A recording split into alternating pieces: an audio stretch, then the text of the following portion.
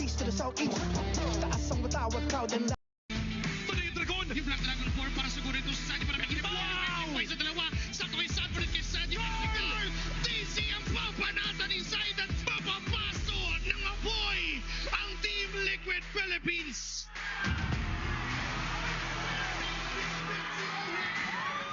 Pick up. Wow!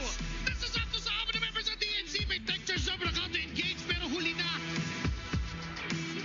Diretso sa base ng ating ina Ruparagasa at nagmamadali. Pupunta ang Team Liquid Philippines na lamang ng isang puntos kontra sa DNC.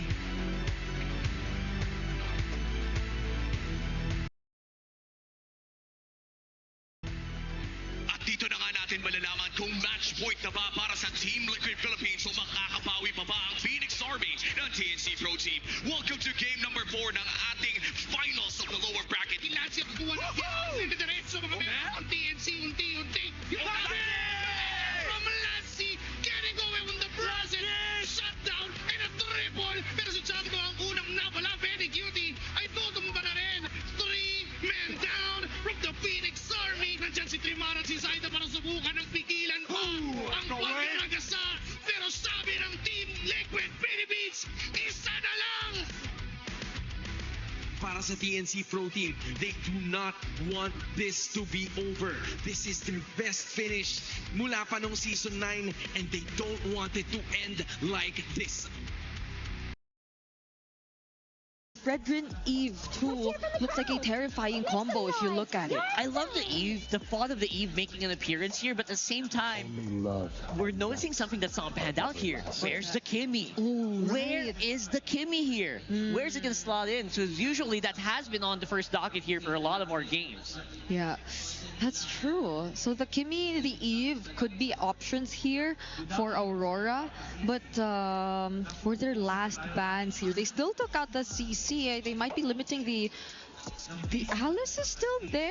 That's true. The Alice is still there, somewhere lurking with that gleam. I think he's gonna gleam in right in our faces anytime soon. But yeah, I feel like you also, I guess you don't want to think about the Kimmy too much because maybe it'll have a hard time against the Baksha because of the passive, right? Yeah. Not to mention if they build up a blade armor. Yes, that's so true. yeah, so we're looking for XP laners as well. What? Benedetta, that's dig indeed. I did not expect that. I did not expect that bad too. Oh, now they get There's the Never mind, Rockers. They take it away. We thought EUA would pick it up, but no, it is going to be TLPA. They took the Harith and the Eve. That's very solid magic damage. Amazing. These are picks I would have thought Aurora would prioritize or get their hands on more than Liquid would, but they're all in Liquid's side now. Yeah, Brigida, that's all magic damage though. They need a strong fighter XP lane. So maybe that's why we won't consider the Alice, or Aurora are not considering the Alice anymore too. I think so. They're looking for a bit more damage to come in the EXP lane, but the Arlot's not there, the Yuzhong's not there, and even the Benedetta gets taken out from Liquid as an option. And Aurora finish up their draft with a Farsa Franco combination.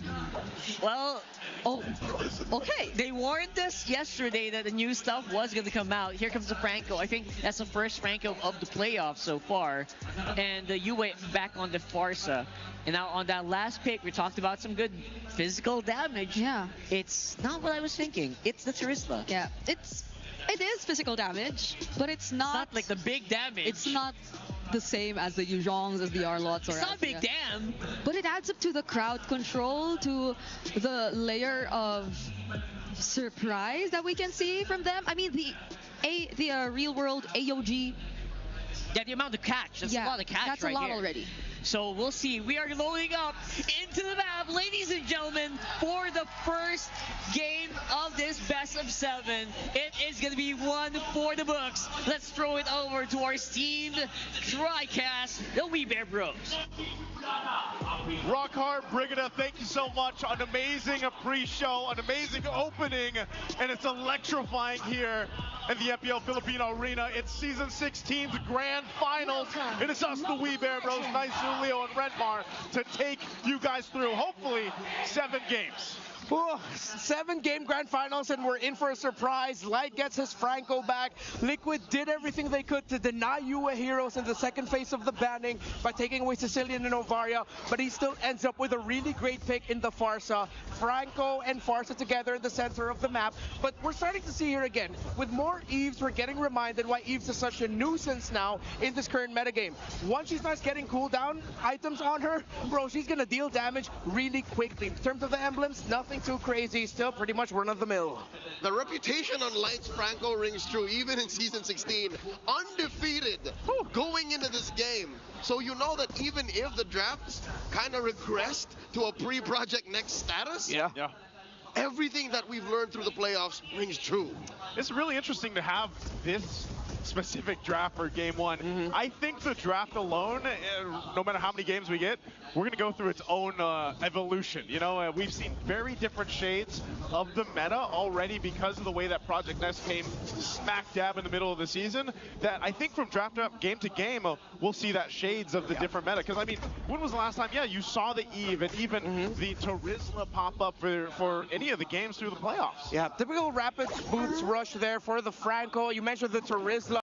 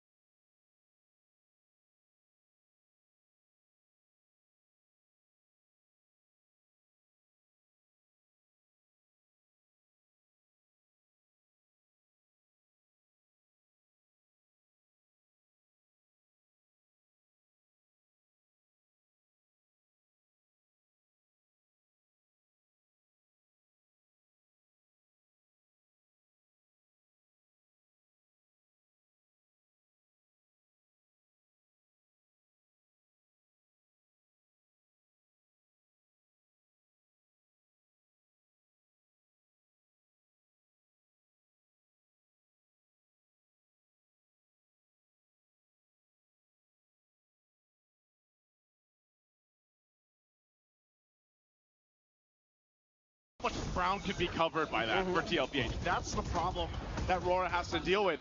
So I'm almost thinking best thing they can do is if they're able to get a pick off from Light, take out at least one member from TLPH. That should give them some of the advantage.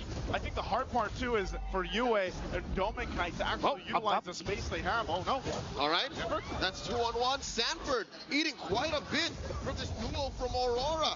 Edward and UA lay down a smackdown on 40, sending him home. Okay, Team Liquid Philippines need to find position again for this turtle. It looks like it'll be an advantage for them, but Aurora, they are healthy enough to fight into this. Waiting for the feathered airstrike of the Farsa to come back. Dominkite now has a Sky Piercer, so Liquid has to be careful because a big turn by Aurora will hurt.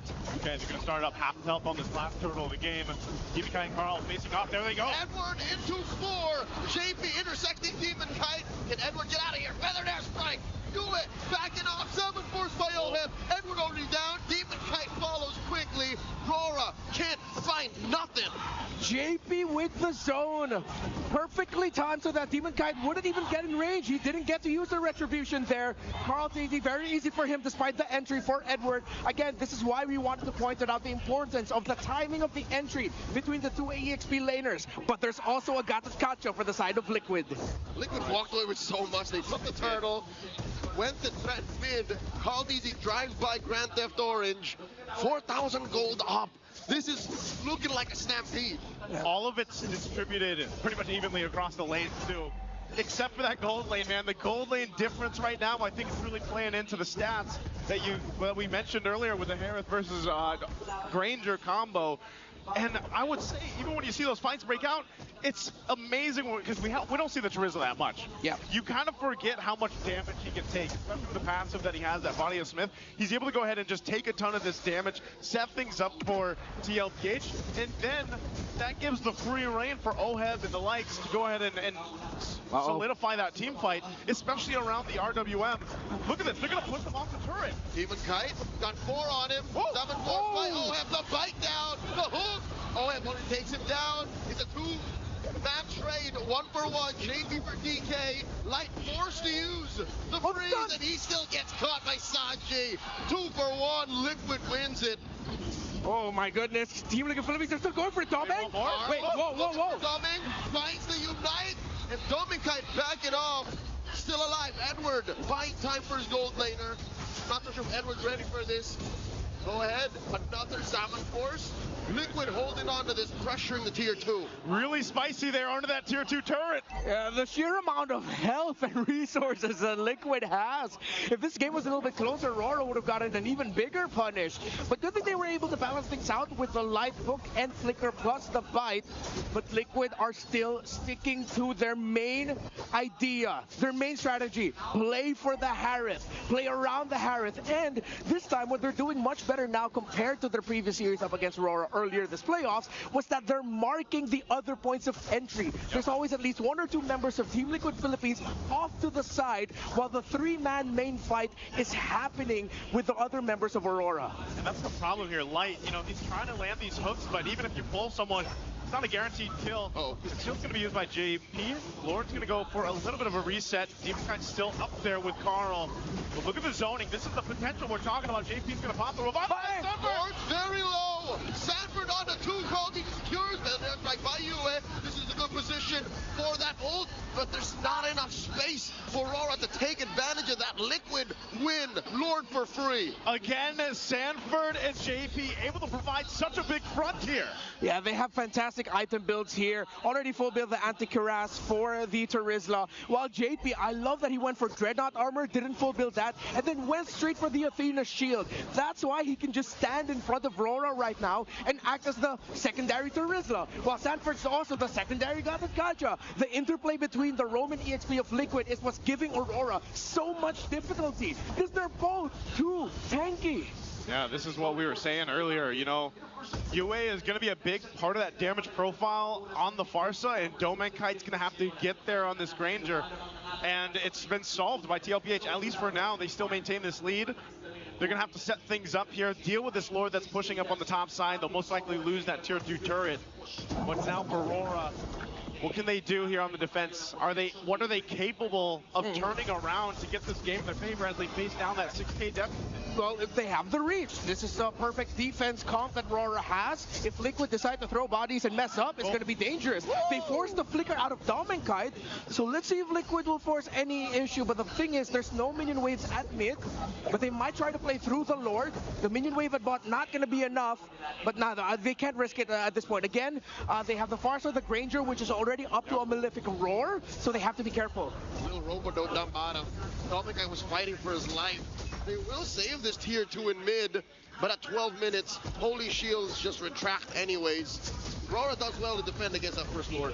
This is a bit tough too, because when you get to this point of the game, and you're really thinking, Rora, how do they turn it around? Might be it's that next Lord, but they have to figure out the puzzle here, man. The puzzle is TLPH's objective fighting. That box, literally the box they're able to set up with the RWM is, I feel like, problem number 2. Problem number 1 is getting past JP and Sanford, setting things up before they even get a chance to get in that range. So the job for Aurora is even more difficult. I mean, even Demonkite can sit in front of that all day he wants, but if the rest of the team can't join him and he's zoned out, he's going to continue to die like he has. Yeah, already up to the Magic Lantern after the glowing wand for that Eve. You see the Lapu Lapu and Fredrin both had to build Radiant Armors.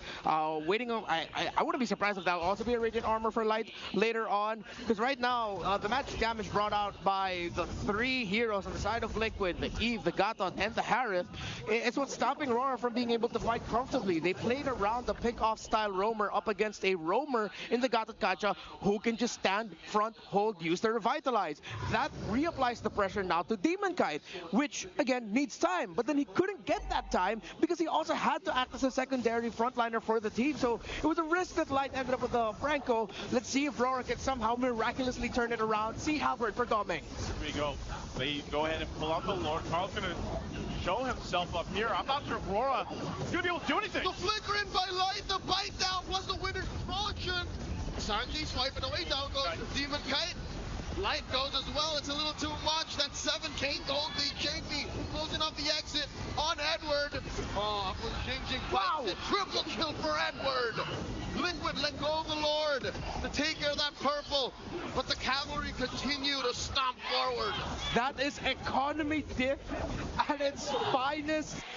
Showing they just have too many items, too much damage. Rora will have to play through the defense in base, and this will be Liquid trying not to mess up winning this game. Forced out the flicker from Sanji though.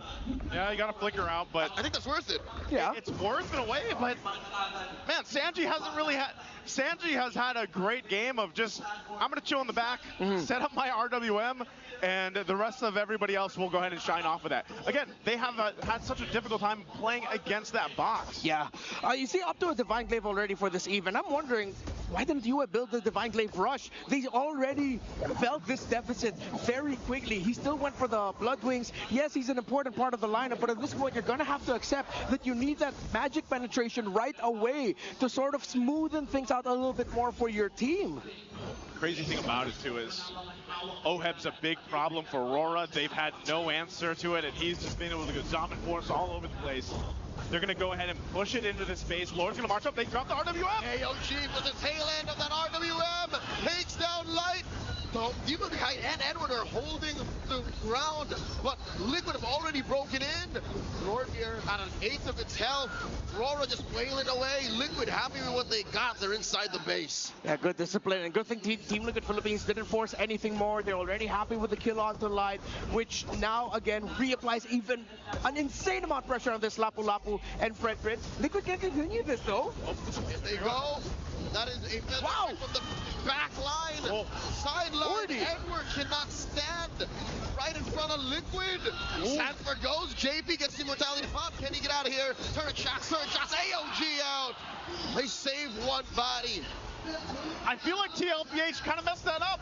You know, they decided to go for the mid turret, even with a lead. I think they're surprised, even with this economic lead, that they still got punished in that sense. Yeah, a bit of an overheat. Again, one of the tendencies of Team Liquid Philippines, if they have a big lead, they're willing to take very risky fights, even when there's one last base turret that they have to go through the lane that they're trying to answer. Sanford committed the flicker penalty zone. Would have been great if the turret was gone. But Aurora also has really good wave clear at this point. Yes, there's a deficit, but they're beyond 40k plus. That means they can clear waves very quick. Team Liquid need to respect that unless Aurora turn things around again very late into the game. Something we already saw from them earlier this playoffs. Look at the sandwich. Carl's easy, rolling out, catches one, the AOG, JB, the flicker from Doming Kite, and of course a few salvos from Doming and you, and JP bites it. DK for the dad. They went for a play, they scouted Aurora out, but still they only end up trading the 1-for-1. Lord's gonna come up here in a couple seconds though, so they'll make their way. Yeah, but that's hella worth it because now it's about to spawn, and by the time the Lord goes down, Demon Kite wouldn't have even spawned yet because Liquid can blitz this comfortably. They're gonna have to go ahead and secure this. Edward Light, are they gonna try to delay this? I don't think they're gonna be able to do much off of this. Surprise, they're gonna face them down. Edward, he'll just say hi to TLPH. They'll get back to base. Demon Kite will be up for the defense. Ooh. And we'll see TLPH approach the base, trying to get the last two base turrets down, potentially ending the game. Raw stop the bleeding. Yeah. So this is comeback territory. We've seen him do it from 13,500 from the same damn team in the upper bracket finals. Yeah, Liquid has this weird tendency in Season 16. I think only around a 30 or 40% win rate, somewhere around that realm when the game goes past 18 minutes. My challenge for Liquid is for them to end it here, lest Aurora turn things around again and start off this best of 7 with a massive turnaround win. Let's see if they can do it here. Lord approaching up top. TLPH knocking at the base doors here, bottom and mid. Domikite sold his boots. He's got a winner's crown. He knows he's an integral part of the success on this defense. Lord's going to be worked on. Here's TLPH. AOG, Aurora disperses. Lord now underneath turret range. Aurora takes care of it. Liquid move on to that mid lane. Sanji with the real relations. The hook by Light. JP gets that turret down. Less damage coming in. There goes Sanji. Aurora collapse on the Liquid. Edward falls after he used that flicker. Aurora still in it. Aurora defends. We said that they have great clear. They have great high ground defense. They only lost Edward, but they stay in the game. Yeah, they're managing the minion waves very well. Every time Liquid want to get close to ending things, all of that just for one turret. So now they have to watch out for the fact that Domikite went for the Winter Crown. He can buy and sell immortalities later on. Now there's a Divine Glaive and Magic Lantern for UA, which is why minion waves are getting cleared very fast alongside the fact that they have items already on this Granger. The Queen's Wings on that Lapu Lapu, they got that earlier, but the big item pickup, and which is why Liquid now have to be super careful, is that Demon Kite doesn't care if he's the first target. He already has the Guardian helmet. He buys so much time every time. And looking at the KDAs on Edward and Demon Guy, and hell, you get a lump of life in there too. It's diminishing returns. These heroes haven't gotten kills, so Liquid in turn are getting less economy on the clapback, and we're approaching a point where economy rarely matters anymore. Yeah. So they can just keep throwing bodies too. Aurora have found a way to play Liquid's game. What it's going to come down to is the objective fight here, and again, we're looking to see if Aurora can actually have the fight that they want. They've been leaning towards Light to go ahead and get the hook, you know, to make a play there. Yeah. But they might just have to full on decide that we got to go ahead and contest against TLPH for this next Lord coming up in less than 30. Yeah, I think the main line of communication now has to be San. It has to be Sanji and Sanford. When Sanji wants to drop down the real world manipulation, Sanford has to be ready to look for Yue. Because the reason why Sanji got taken out in the last siege was that he dropped down the RWM, initiated, but Yue was free to be able to help reach Sanji, and those extra feathered airstrikes and eventually the cleanup by Aurora was what took him down. So the Terizla and the Eve have to talk together, work together, and sync their ultimates so that Sanji will be safe, and even if Edward dives him, there won't be a clapback from Aurora. Well, here we go. Lord's up. It's Evolve post the 20-minute mark here. TLPH still maintaining the lead that they have. They'll grab the buffs, give it over to Oheb as he grabs the purple and then the orange. Oh, man. Look at the positioning here, too, for TLPH. They know they don't have to rush this. They can play with some of the advantage that they have. Yeah, sad sword for Dominkite, and that's bad news for Team Liquid Philippines. That BOD already locked in for him. Yikes, Athena shield readjustment there through the Winter Crown. Aurora, they can contest this, and Liquid, hey, if they mess up, this is gonna hurt.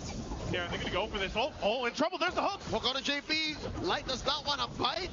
And we see Edward backing off, not committing any ults just yet. Lord at an eighth of its health. Oh, Demonkite's trying to get there, but he's trapped. Sanji with a real manipulation, swiping left, swiping right. Oh, like as Demonkite goes down. The bite down by Light, cancelled, and backing off. He uses Flicker, he goes down. Kiel gets another. 2 for none, the trade. In comes Edward. Holding the line, Rora does not like the situation they're in. Oh, Sanji bought the immortality, JP as well. They juggle around, and now it's only 2 on the defense. No Lord taken, but they're already inside the base. Down goes Yue. There's minions for Liquid. The cavalry start off strong. 1-0. JP found Dominkite. The AOG, the taunt, it delayed the damage output of Aurora just enough for Liquid and Oheb to pop off and win. A showcase of great skill here by both, but TLPH coming out stronger in game 1. And a phenomenal game for Oheb. 12-0-6, I think he was on the Harris. Let's throw it over to a panel to break it down. Okay. We got a game. That was very decisive from Team Liquid Philippines here, looking so strong right off the bat. I think that was enough of a reminder of the Harris ban and why it has always been a ban for majority of the playoffs and the regular season too, after people have finally accepted the fact that you cannot let certain players get their hands on this hero. Exactly. But it's way more than that, Rocker. We saw just how well the hero synergies were for Liquid and this lineup, and who else did play the Harris in that game? Of course, your MVP is going to be Oheb for that Harif. Really insane in movements. Again, 12-0-6. They tried to Radiant Armor their way through it, but it was just not enough.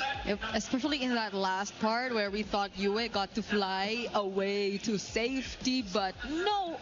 There was enough damage from a single, was that a synchro vision that came in from Oheb just to take him down. And this guy felt as if he had no struggles whatsoever from the laning phase all the way to the team fights. It was just, everything was on his terms. Like, if he wanted to use the Zaman Force, he had all the freedom to do so. He was never forced to use it just to get out, just to fight back defensively. And Liquid were so effective in ensuring that he was able to do his job.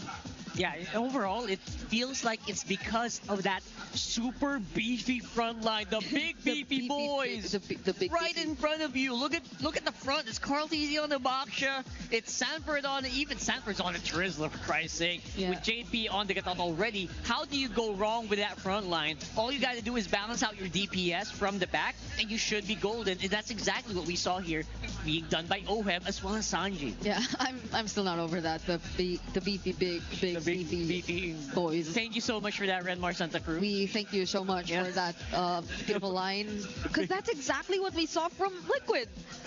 Every single time, Demonkite even wanted to just walk up front, approach and actually scout the area, because I think he's the guy who does that best alongside Edward.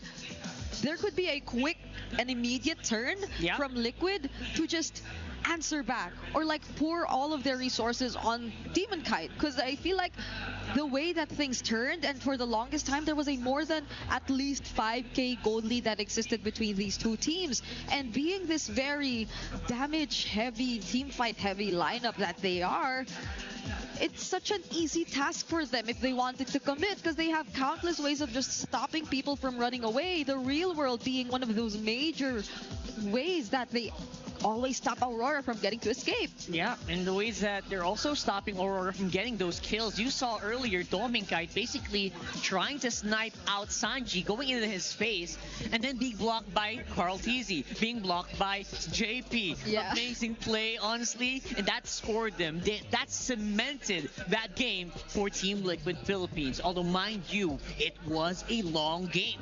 22 minutes and 4 seconds on the clock. There were a lot of times where Liquid just wanted to end it. It was very obvious that they wanted to end it, but either Aurora found a decent trade in terms of kills. They were able to take, I think one time it was Sanji who they were able to find. I think they traded Edward or Light for that, something like that, right? So they had like really good clapbacks. So that stopped Liquid from just trying to commit any further into that, because it was very risky in itself against this lineup who I think, in a way, you could also consider to have a lot of beefy front lines and dives, because I think Edward was always trying to go in. He kept going in. He kept using the bravest fighter in. It's just unfortunate that Liquid don't feel the least bit rattled about him doing that, because Sanji can just always pop the real world. He'll have extra shields. Oheb could just use the Zaman Force. He could reposition away. And you don't fight inside the Zaman Force. You don't. Yeah, you Nowhere. just don't. Even the real world, you don't fight inside the real world manipulation. That's true. And you can't even jump on Sanford, JP, nor Carl, because they don't care. They had a lot of land-based stuff. They had shielding. I mean, Oheb also shields himself. Yes. You know, Eve also shields herself. So at this point, what do you actually do if you're Demon Kite? You're kind of stuck between a rock and shielded people. Yeah. So what's the plan you're gonna be? The plan was to try to buy some time, get Demon Kite into a good position, but Oheb was just leaps and bounds ahead of him already. Mind you, it was the Fredrin that they decided to first pick. That was first pick. That was the priority for Aurora in this draft. Exactly. So they wanted to play around that. They wanted to actually go for this utility lineup, but they probably didn't see this coming. Like, I don't know. I think the Harrods been gone for a bit too long that maybe not even Aurora were aware that it was actually available. Like, we forgot that it's a thing. Yeah, I'm glad I actually just out of the blue suddenly recalled that, yeah, the Doming double is something they should pay attention to, especially if he gets the Harrods, but he's not gonna get the Harrods, right? That's absolutely. And then the Harrod was open. But the thing is, they had the option to do that. Yes. They first picked the Frederick. Now, why they did that, I will have to really double check. Sometimes it's basically denying Carl Teasy that Frederick. He is the Frederick man. I think it's the second most used hero of all time, maybe. Yeah. So. It's nice to see him on the backshot again. I'll say that, because the way he played this backshot was just so precise. You saw how that one moment up top, he just kept chasing after Dominic. Chasing after him, he's circling around it, and hopefully that's gonna be caught by our solo analyst. Let's throw it over to you. Magandang ipinakita ng dalawang teams natin in game number 1. Kahit yung DLBH ay lamang na sa early game, mukhang nababawi pa rin ito ng Aurora because of their plays. May mga hero plays na nakita tayo in specific players, but in the end, it's DLBH na nanaig. Meron lang akong gustong ipakita sa inyo dito na statline between the two teams. Etong Aurora at DLBH ay merong pattern na mas magandang malaman natin kung ano nga ba yung mga nagpapalakas sa kanila. Ang Aurora, interestingly, sila dito sa buong liga natin ang nananalo kapag nakuha nila yung first turtle. For example, every time na makakuha ng Aurora, 91.67% chance na maipanalo nila yung laban as long as makuha nila yung first turtle. And kung sakaling first lord naman ang usapan, 96% para sa TLPH. Ganon kataas, ganon ka guaranteed na mananalo ang dalawang teams natin kapag nauna sila sa mga objectives. Now, when it comes to first turret and first inner turret, kapag nauunahan to ng TLPH sa pag-siege, ganun din, lagpas 90% ang kanilang tsansang manalo sa laban. So ibig sabihin, hindi mo talaga pwedeng bigyan ng confidence ang TLPH when it comes to taking your turrets. Napakahirap talunin ng TLPH kapag ito na yung pangyayari. Now, interestingly, pagdating sa first evolved Lord, ito yung malayo na yung naaabot. 100% chance kapag nahawakan ng Aurora ang unang evolved Lord ng laro. Pwede mo nang itigil, pwede mo nang i-pause, pwede ka nang kumain at kumain ng masasarap na pagkain with Nor kasi masasabi mo na Aurora na yung mananalo. Siyempre sama na natin dyan ang Team Falcons na merong magandang resurgence dun sa dulo ng ating regular season. Ito yung mga stats na napaka-importanting bantayan sa mga teams. Kaya naman laging sinasama sa keys to victory natin na wag pa-earlyhin ang Aurora, wag pa-earlyhin ang TLPH. Ganun ang nangyayari. Nakukuha nila ang guaranteed na mga pagkakapanalo. Dahil nga naman sa mga nalalaman nating panibagong kaalaman sa dalawang teams natin, masarap talaga ang panalo. Sa sarap panalo with Nor, masarap din ang magkaroon ng bagong kaalaman. This is the more you know. And hopefully ay meron tayong bagong natutunan yan. Abangan natin sa dalawang teams na to. Sino nga ba ang makakauna? Ngayon, balik na tayo sa ating laban. Back to the panel. Thank you so much to Mr. Wolf. The more you know. The more you know. Yes. That's amazing. And it's actually really good to know that apparently... It's really good to know. Yeah, it's really good to know that apparently Aurora wins 90% of the games that they get that first turtle with. That's very good information. Didn't happen here as well. Yeah. I wonder how much this is gonna change, especially the next few drafts, specifically bans. Because that's what really surprised me, the bans. Bans. Let's have a look at C later for that. But before we get started, here's one of your favorite segments. It's the ping test. Shout sa mga pumunta sa venue, gagalingan namin. Paisay nyo na kami. Ano message mo sa mga fans doon? Message ko sa mga fans, thank you sa lahat ng sumusuporta. Bibigyan ang best namin and abangan nyo kami sa Jakarta. Grabe yung Aurora guys, di pa kami makaisa sa Aurora. Ito na inaantay. Sumusuporta sa amin. Maraming salamat mga coins ko. And sa TLPH, good luck sa atin. Sana makahula. And kita sa M7 guys.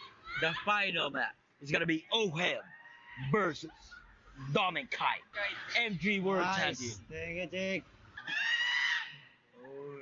EWC 2025 champion versus Smiling Demon versus the GOAT. Daddy JB. And then Mr. Consistent himself, Edward versus the Apex Predator, Sanford.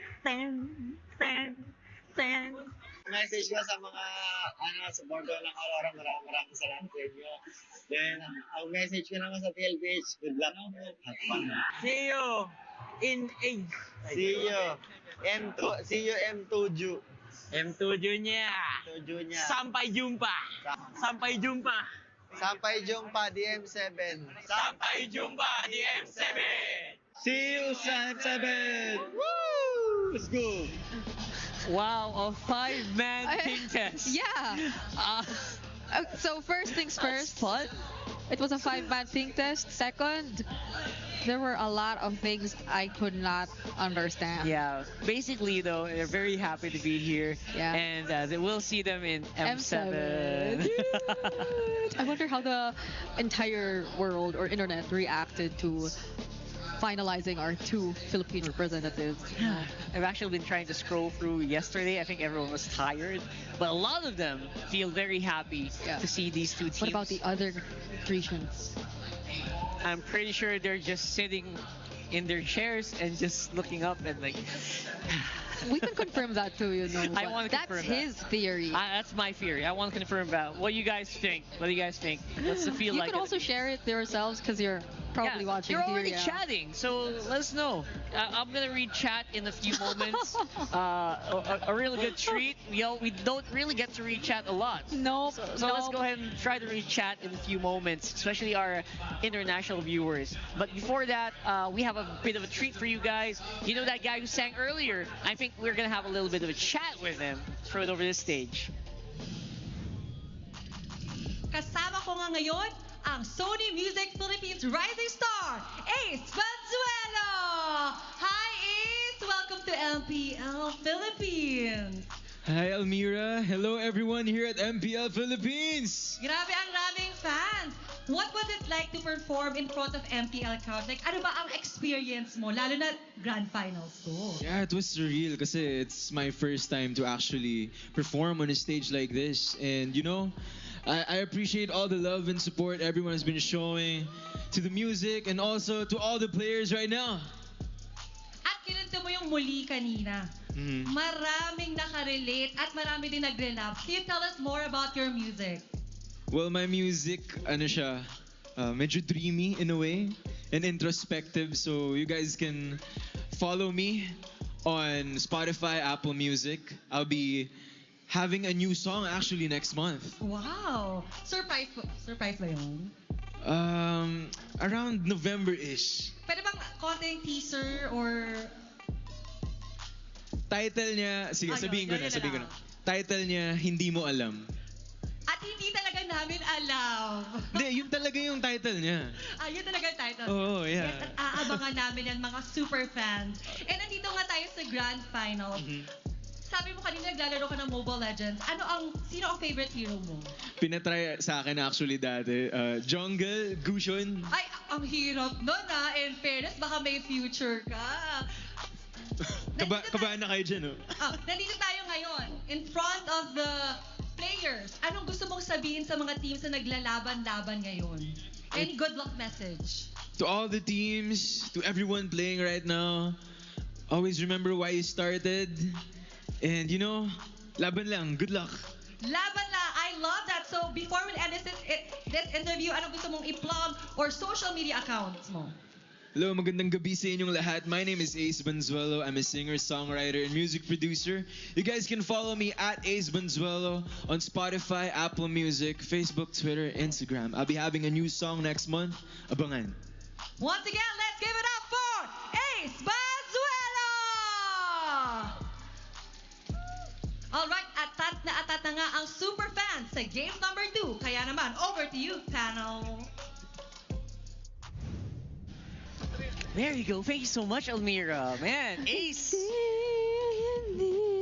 Yeah. We're gonna serenading you, chat. What's up with that? No. That's the song he sang a few moments ago. That's right. In case you guys want to check it out, I think it's entitled Muli. Muli. If you want to relapse really quickly while we're doing the grand finals, go ahead and drop him a search on Spotify. You can. We've been having guests over for the past couple of days. A lot of musicians, by the way. And they've had very different genres. Yes, we got Nobita yesterday.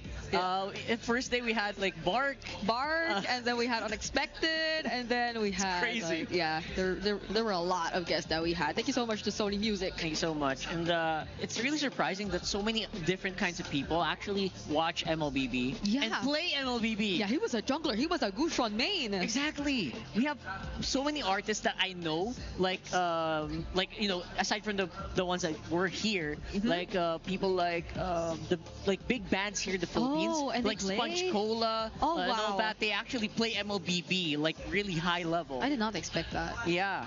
So really super surprised. At the same time, very amazed. And we thank each and every one of you, especially you guys in the chat. You guys are always so cool for hanging out with us. So you're so cool. See, Brigida thinks you guys are cool. So be cool, okay? So we're going into the draft here shortly for game number 2. What are we expecting, Bri? Do we still want to see that Franco make an appearance? The Franco depends on the lineup, I'd say. Because there was a bit too much dive. It was a bit too overwhelming for the Franco to actually even find the right targets, nor even use the Bloody Hunt onto one, because he'd be always presented with either of those big, beefy, big guys. That's right. Oh, by the way, Brigada, Eterna says, ang ganda mo. Wow. So, Mas maganda ka. So we're getting started here, guys. What's the map draw gonna be like? Earlier it was expanding rivers. This time it's broken walls. And it's El Neutrales. The map that does not really favor any specific team, I guess. This would be a much more fun Baksha game. Why do you think so? Why do you think so? No, if he had the Baksha again earlier. It has so many places to roll. So there's so many places to go. But the Baksha's banned, actually, just as he mentioned it. So again, the Harith is going to be open, but the priority is same. Fredrin gets picked up by Liquid. So now we can potentially see the Harith in Doming's hands. That is going to be a treat for sure. They did not hesitate. Brigada went straight for the jugular, as they say, and they know that he can play it very well. So Aurora gonna be happy to give that over to Dominkai. Now on the jungle side, what do you actually do when Carl Fisi is so adamant to pick up a Fredrin? Yeah, I guess similar to what we saw worked well for Liquid earlier. Also denied those really good or high synergy picks for this hero. So the Gatot again, very common response in the red side, gets picked up too. A great deny from JP as well. So now I'm looking at what Liquid will be picking up with. So they go dive all the way. Wow. Why does it feel like we're just switching lineups? I know. What the heck? Okay. This is gonna be interesting. Obviously, you have. If this is the Eve. If this is the Eve, this was a gentleman's agreement, wasn't it? Obviously, they will not have the front line of the Gatot Gacha that is on the side of Aurora, so they will have to choose a different one. Chip is not banned here, Bri. Yeah, even the CC is getting snubbed. Even the CC is super late on the bans earlier. Yeah, it's... I think it was Blue 4 or Blue 5 ban. Yeah, but maybe that's one consideration that we can probably look at for Aurora. Do they want to pick up you as hero now? Earlier it kept getting banned. So now they actually pay attention to the CC. Speaking of which...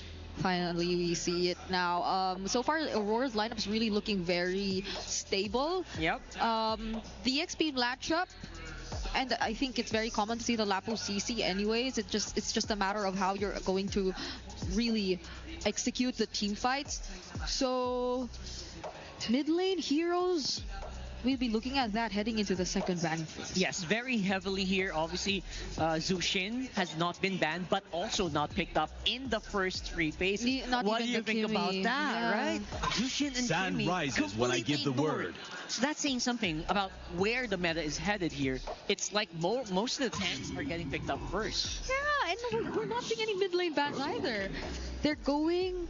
or they're actually banning out light heroes instead, which is, I think, also pretty understandable if you want to like secure the amount of room that you want for the Harith right now, because this is already a Lapu Fredrin. So if you put another really annoying frontliner for Liquid, that's gonna be a big headache for Aurora, especially considering that we don't see what Sanji's hero is too just yet. It could be a mid laner that's also very reliant on positioning, and it could be a hyper carry mid laner as well, like a Kimmy. As far as the Kimmy, brought us here. They're all still open up to this point, but with the Novaria ban, what could they be considering? Okay, I think the common matchup in the mid lane was a Selena Among the planes exists the equilibrium, but they banned which I was made for. So. And Selena, by the way, has not really been seen since maybe day 3, I believe, or day 2 of the playoffs. So I'm not sure what they're thinking right now here, especially for the mid pick. But I think Aurora needs a bit of a stabilizer as well, pretty similar to what the Eve was in that game number 1. That's open. That's still open. If they actually want to consider that. Only love and night are so everlasting. They go Sicilian. All right. That's an OG pick for Yue. Definitely wants to play at a very long range. And I think they also want to play a bit of a long game. Yeah. JP... Looking at what JP still might want to pick up here. If it's the roamer heroes that are still available, the chip Kalea still there, but the AOG, I might not want to pick the chip into this lineup that Aurora has. Kalea again keeps getting snubbed. Yeah. Hylos is there. What is up? Hylos is there though. It's a good front line, but I still think the chip is a good pick here. Payback. Sarso's there that you're to talking lead about. the charge. Hilda! Okay. But what's the jungler for Aurora? Oh, they left it for last, actually. Hayabusa's still there. I would not mind an assassin jungler in this matchup. I feel like you have to temper that mid game. But yeah. Yeah. Maybe Mox is not an option at the same time, so we are looking for a possible assassin for me. That might not be a legend, man. I cannot believe my ears and my eyes. Wow, welcome back, Mr. Barrett. Okay. I would have not expected this to actually come through. What? Barrett's. And it's not a Barrett's accompanied by any kind of support. There's That's no true. Matilda. It's just the Barretts. It's just the Barretts. So they're gonna go hand in hand, and with the Gatotkacha, try to keep this front line, this back line alive rather. So it is going to be a big question of whether or not TLPH can bypass the Barretts. This is so interesting. A Fredrin Barrett's matchup. What season is this? What season are we in? Oh my goodness, this is going to be a treat for the Barrett's mains for sure. But for the meantime, we're going into game number 2. TLPH is ahead. Let's throw it over to our casters. You know, that's the same question we were asking ourselves here on the desk. I said we're going to go through an evolution of the meta, game to game. Well, yes, what season is this? A Fredrin Bears in Jungle. Oh, we are so back, and I bet you, Naisu, started to miss Homa, because you're a bit of a revisit to Daytona's welcome. But you missed Florida, huh? That's Yeah. Okay. Well, behind the scenes, we were saying, okay, this has to be like a high or maybe even an alpha. I like the Barretts, but this means that Rora are playing around their magic damage. They're playing around the Sicilian and the Harith, which it makes a lot of sense that they'll both be getting the discounts so that they can get their items quicker. But Liquid, they just need to build a bunch of Radiant armors and then they'll be okay. Let's see if Aurora can make this work. This is a very high risk, but Yue making it look rewarding because he is undefeated with the Sicilian. And this is once again a specialty Harith in the hands of Dolphin Knight. So many teams in the regular season have done 100 different things to ban out this Harith, and here he ends up with it. Yeah. And that's why I'd say this is looking good. Like, if you go down to the draft, I don't know what people say about the Barretts now. But this is already good, solid pick, New Wave and Dolphin Knight. That's the thing. It's so brand new and so old at the same time that people don't have strong opinions about it. You're not sure, you know? You're like, is it still good or not? Yo, man, if it wins, everyone's gonna say, wow, what a brilliant pick. If it loses, boo, like, why'd you pick the Barrett? But, you know, personally, I like it. So, let's see, after we're looking at the action of the big screen, from time to time, I encourage our viewers to look at the map, see how the laning is actually going between Dom and Kite and Oheb, because this is what's gonna be one of the main determining factors whether or not Aurora will make this Barrett in the jungle work. How well can Dom and Kite actually manage Oheb in the gold lane and win in the gold lane? First turtle's up. Something already happening here. Even kind of will start this up, but now it's Carl easy to fight or quick to jump in. Here comes 40. Almost gets bit and hit with that Detonus welcome. But Demon Kite so quick on the retribution, securing that first turtle for the Northern Light. Sanford very low. Lights on him, hits that taunt. Then an airstrike by Sanji. A lot of damage on the Edward, popping that vengeance. Oh, now they're still trying to get away. Edward could be in trouble. He falls. Output Jing bikes it. Light standing in the middle of 3. Little low, pops that concussive blast. Missile expert, not enough to displace Carl Teasy. Rora gets to lick their wounds. Happy with that one objective. Okay, good thing the Philippines were able to balance things out with a kill, but yeah, Demon Kite actually getting the Retribution battle win against Carl PZ there. Good thing that he was able to. But you see now, Liquid, even though they lose a turtle, they're not afraid to fight and re-engage. So Aurora, especially Light, needs to keep that in mind. UN needs to keep that in mind. And JP's still been super annoying for Aurora to deal with. His positioning is at the Hilda is one of the reasons why they were able to get that kill eventually onto Edward. All right, take a look at the items too. You saw that you have about a couple hundred gold in favor for Dome and Kite in the lane that you mentioned. Oh. Keep an eye on that. Now, look at this. Yeah. Again, there's the pressure you were talking about. Yeah, up top, Oheb got pushed back into the tower, and Dominic Kite was actually recall spamming in front of him, so we weren't able to see that on the big screen. But again, I encourage y'all, look at the map from time to time. Now, okay, good thing JP was able to, I feel like after that, that's when Oheb told JP, hey, I need your help here, join out. So now you see Aurora, especially like trying to get Christian in the jungle. I'm pretty sure Dominic Kite knows that JP's hanging around here. He's fine. Light on his tail, flushes him out almost seemingly with instant reaction. Yeah. And they'll serve up this gold grab over the Dome Kite. Very good start for that. Yeah. Good block there actually by Light to stop Oheb from getting that. But then also Oheb got a fat wave. Still going to be really close. No team can find a big win in the gold lane just yet. The EXP lane, it's going to be another dead lane experience. Unless one of them actually really messes up. But this turtle looks good for Aurora. They're going to start it up. PT is part of this. They might have to just force this fight. There's the nether airstrike. Sanji here. Blasting away, cancels it. Oh, it actually secures the turtle. How'd that happen? And now you have blasted away with those bat impacts. And Demon Kite, no follow through from the rest of the Northern Lights. All liquid. Light's in trouble. He's going to go down here too. It's 1v4 Light. He'll fall. JP picking that one up. Again, JP on the Hilda. Plus the fact that Oheb got the miraculous last hit using the Death Sonata. That was all liquid. And you see again the presence of this Hilda every time showing off in the back. Demon Kite was left alone there because Hilda just decided to go after you and Doming. I'm thinking when JP's utility will expire, and if that'll ever happen, oh my God! Dome Kite with Sanji and JP alone. Oheb not even part of the action, takes him out. What was he thinking?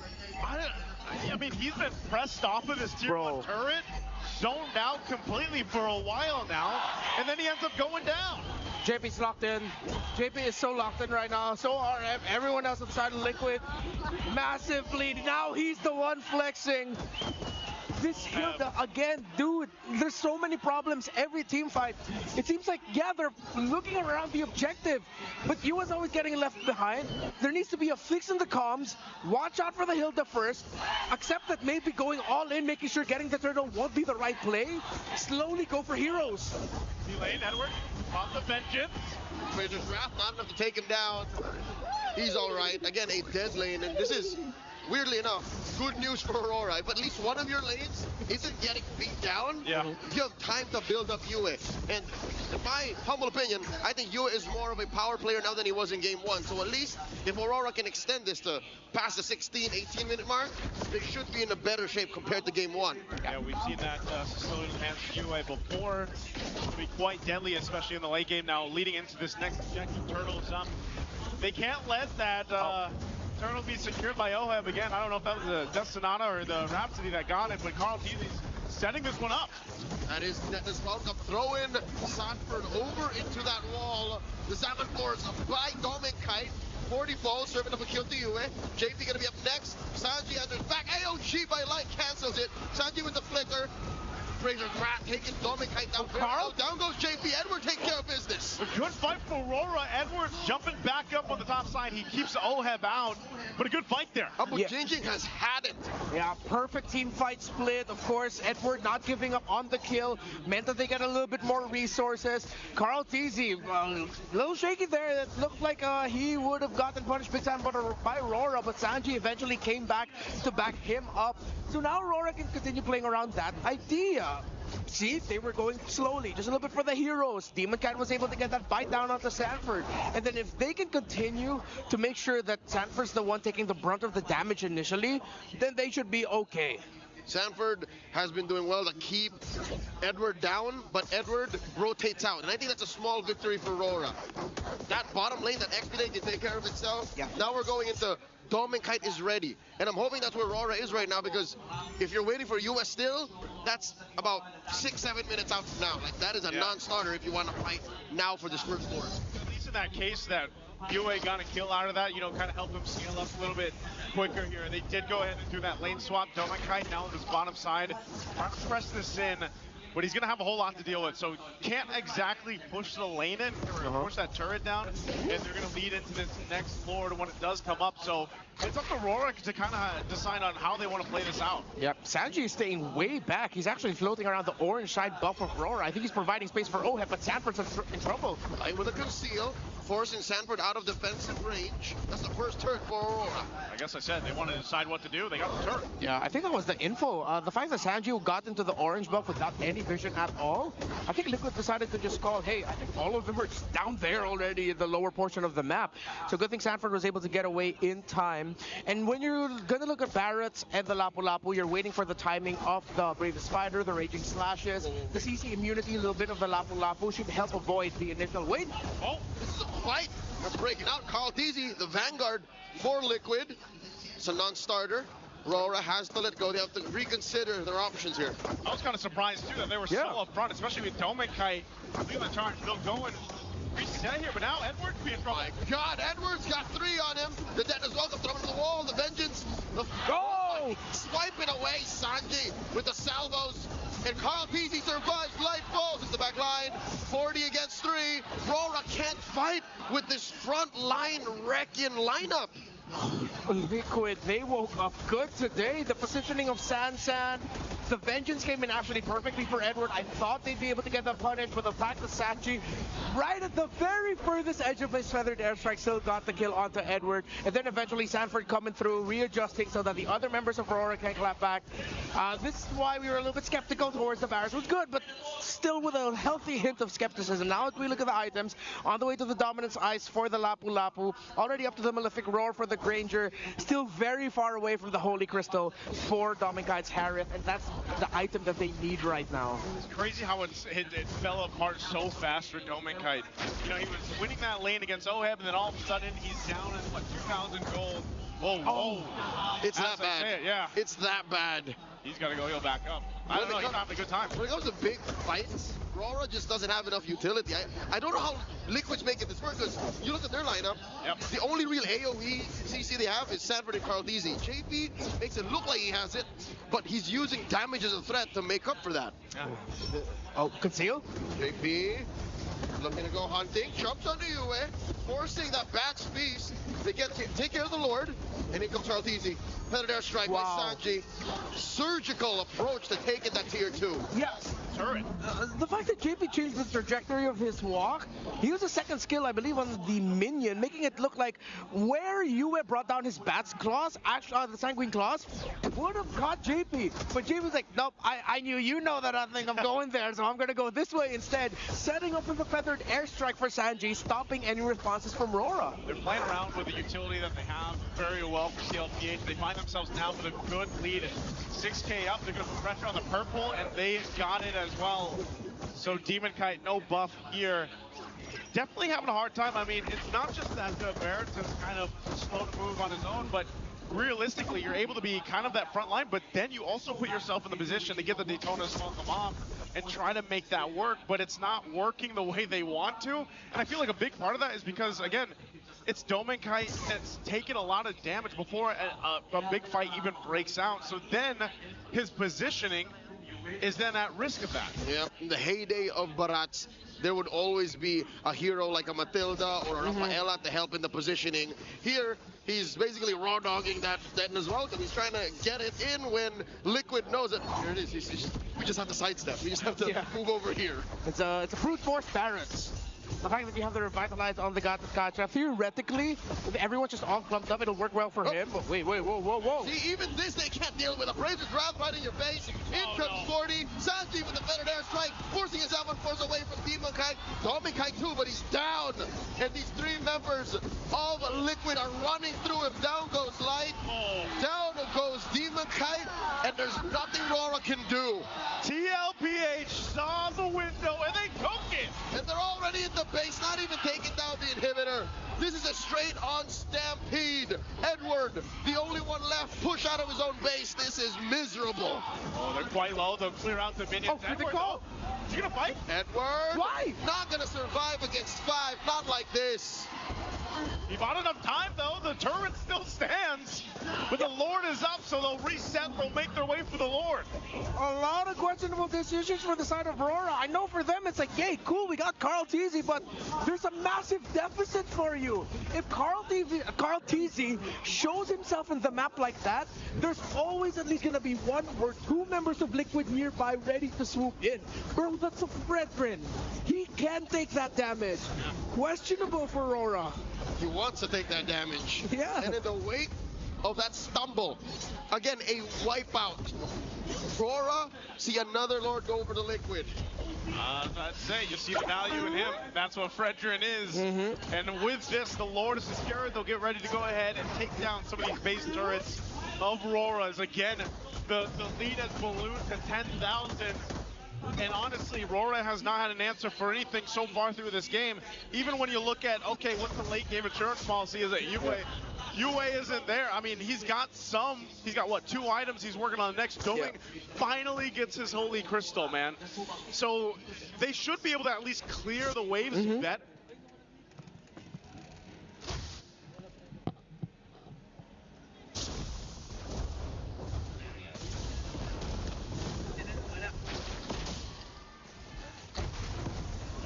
Oh, hold on. They do get a base turret. Base turret's gonna go down. The Lord is still being worked on here. So Aurora's able to clear it out. 12,000 now for TLPH. They take the discipline round. They end up taking out this mid turret next. Tier 2 is gonna be the focus here. Sanford jumps forward. Now Aurora desperately trying to hold on to base turrets, but look at the feathered airstrike damage. Yeah, it hurts. Too much. Aurora now have to pull a miracle, and at this point, Liquid, a night and day performance from what we saw from the last time we saw Liquid and Aurora go up against each other. Remember, going into this, Liquid has not beaten Aurora in a series. Now, 2 games in the best of 7 grand finals, they are just dominating Aurora. Demon Kite gets taunted here. Energy eruption working out. Over to you, Sanji gets blasted. Why? He's gonna be up next. Detna's welcome thrown to the wall. Looking light from the back line. Edward 2. The Vengeance pop. The AOG catches OM. In comes Edward. Down goes Carl Teasy. Where did this come from? JP getting chased down by Edward. Down goes Demon Kite. Demon Kite looking to serve vengeance for his fallen brother. Edward hunting JP down. Broken walls working out for him. 3 for 1.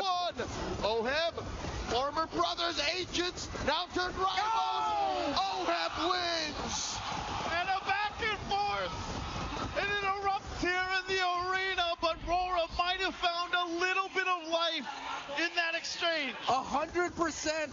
I'm not completely sure if it was the missile expert that brought Sanji in a very weird spot. Didn't expect that. Did not expect. He was not supposed to be there that close. Light and Edward came in perfectly for the gank, but they could not get Oheb comfortably. JP was spacing out very well for Oheb, but then Oheb eventually got that kill onto Edward after the clapback. Liquid now, I think that was a warning shot. Aurora are definitely back in this, while Liquid still hold a comfortable lead. Remember, there is already a Holy Crystal on that Harith for Dominkite. So it looks like TLPH will still respect what Aurora is able to do. They'll let Demon Kite go in and start that Lord. They're fighting for position here. Look at JP's positioning though. Keep an eye on him. Lord less than half health. The feather airstrike comes down. 7 force by Dominic Kite. He's got Sanford trained on him. Dominic Kite very low. Down goes Edward. Oh, it gets another. Carl Teasy taking out the equation. Light served up a kill. 40. Very low. Velocity mortality. Oheb wailing away. Dominic Kite, Yue and Demon Kite cutting their losses. No retribution for Liquid. It's on the gold laners now. And I think Carl Teasy needs to understand, like, with the damage already on that Harith, he can't be like the main front guy. But I think Liquid decided to commit that turn. They decided to go call for the hero instead. And now you see some very classic echo shenanigans of where Sanji is right now, very deep in. My question is, how long is he going to hold that bush? Because the last time we saw something like this, it was held for like, what, 4 or 5 minutes all those years ago. Yeah, and not only that, but Leo mentioned this earlier on. He's backing? Especially with UA on the Sicilian here, he's going to need plenty of time. Well, look at this, 313 stacks, almost at the 18-minute mark. That's why we're seeing the impact of those bad impacts now. God, look at this. Kiel, 1 kill away from map stacks. 70 on the Sky Piercer. That means he's been getting all of his kills off after he got the Sky Piercer. Oh, yeah. Just pure value. Yeah, so even though Aurora, you see them fighting very well, Oheb's not dying. And now the pressure is on the Domikite and Oheb. It's really on them right now to mess up. Oh! I'll give it a fair airstrike. Zoning UA out. Flicker down, too. JP as well.